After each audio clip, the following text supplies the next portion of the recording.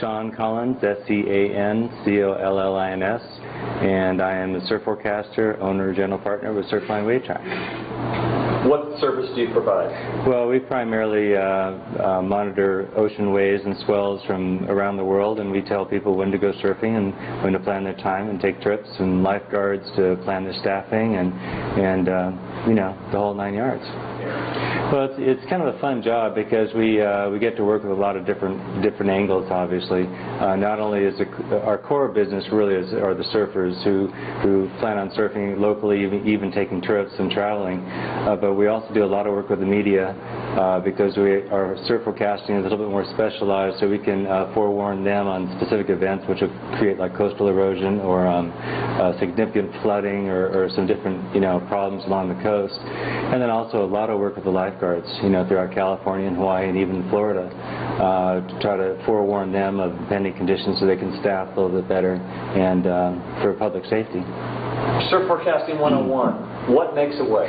Basically, what makes a wave is it actually comes in three parts. You have the origin of the storm, which can be thousands of miles across the ocean, halfway around the world, literally. Then you have the traveling part of the swell from the storm to the location point of the forecasting point. And then you have the third part, which is actually the most complicated, is the bathymetry, or the ocean floor, the bottom contours offshore, which kind of mold and create mutants of waves, and sometimes you get like these rogue waves which are 20 feet tall. For example, say like a Totosanos Island, which has a deep water canyon and needs a special kind of swell to get that big. So we have the three parts: the wind and the water from the storms, which continuously build up the swell. The storm stops and the swell travels over thousands of miles, slowly decaying, but it kind of conserves its energy, and then as it reaches the coast, then it begins to feel the continental shelf, the bottom contours, and it stands up in different proportions depending on where it hits the coast. What is the key for your business that's helped out recent developments? Well, the most important thing that we need to furnish an accurate surf forecast always is good data. Because if you get bad data in, bad data out, and there's no simple way to get around that. Fortunately, we've been doing it for so long, over 20 years now, that we can see different types of scenarios where we can kind of overrule the data. We've seen this happen before. So we have a good sixth sense about different conditions which are way out there in the middle of the ocean. And part of the problem with surf forecasting is you just don't have good data 5,000 miles off the coast because there's nothing out there. There's no ships, there's no information that you can really use. So that's where we try to use the satellites and ship reports and buoy reports to try to fine-tune our data.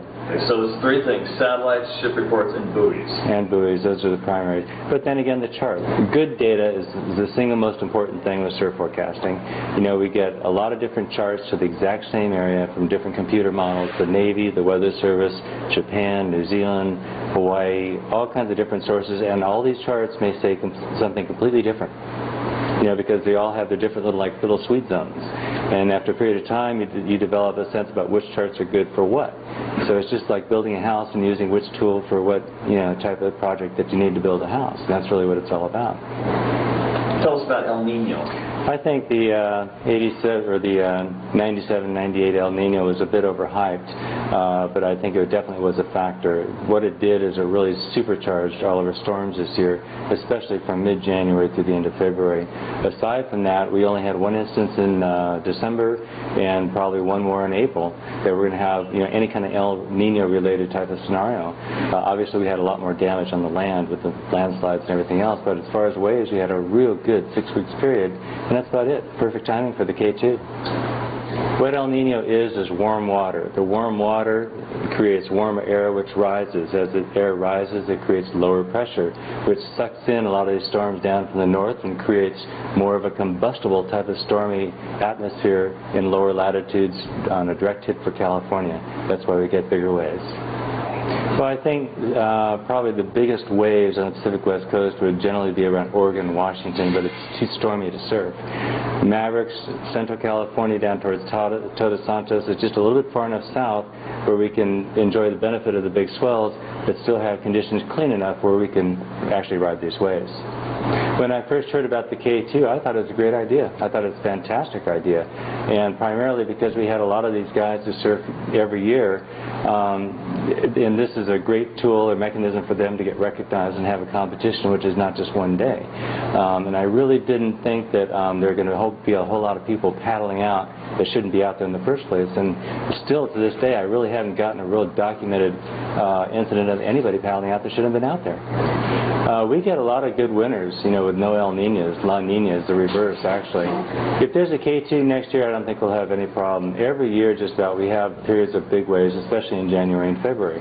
So I think as long as we have a good enough waiting period during the period to get some big waves, we will, whether there's an El Niño or not. Because really, the storms, when they come down in February, they usually drop far enough south where we get big Totosanas or big Mavericks all year long, or actually, excuse me, every year. But this year was a little bit more enhanced in January and February because of the El Niño. Finally, did you judge, and your participation in the judging, and how difficult or easy was it judging? What were you looking for? Actually, I thought it was going to be a little easier than it was, but once we got in there, we definitely had some different opinions about how to score wave heights. And actually, there's some good feedback on that. I think Flame came up with a really good kind of a scientific angle of using, you know, focal lengths, you know, to do it, which came out the same as, you know, the hard measuring too. But it was a little bit more difficult than I thought. But I think we came up with a consensual winner. I'd like you to say something like, with 9 judges in the room and we drank beer and we talked or whatever for 4 hours, we all agreed or we disagreed? With 9 judges in the room, we talked for about 4 hours over a couple of cases of beer, and there was a bit of a Northern California versus Southern California element going there for a while, but I think everybody basically agreed. But I think on principle there were some differences between the Northern California and Southern California. And finally, your thoughts on, although we don't know the winner, we're going to act like we do, without saying his name, you know, is this good for the sport? I think this K2 Big Wave Challenge has been fantastic for the sport. I think it's really opened a lot of eyes around the world as far as what big wave surfing is and what people are really doing in the sport of surfing. I think it's fantastic.